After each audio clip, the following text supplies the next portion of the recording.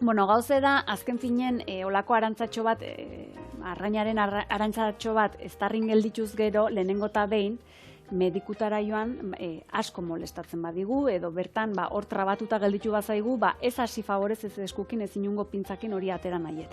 Baina badaude olako truko batzuk adibidez etxean hori bultzatu eta irentxi ahal izateko edo, eta tarten daude betikoa edo ezagunena dela ogimamia.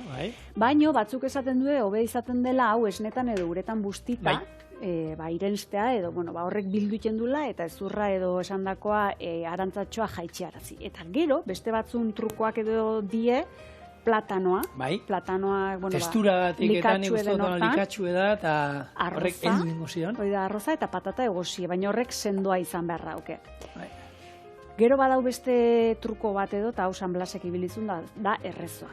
Goi baztertu ditu. San Blasen mirari ezen mutil bat ez zurtxoa. Eta badago jendia sinisten dola hartu eta bera bakarrik ateatzen da omen daurtik, ez? Ni benetan molestatzen bada, benetan hor baldin badaukegu, ezinen gora eta bera medikuta.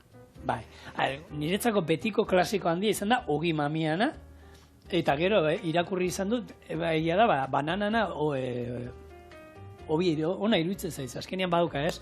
Testura holan biguna, baina era berian bultza egiten duena, jaten duzuen. Baina ogi mamina klasiko ondio. Eta askotan izaten da ume txikikin, beraz, ume txikiri ematen diogun arraintzati hori beti ongi behiratu. Bai.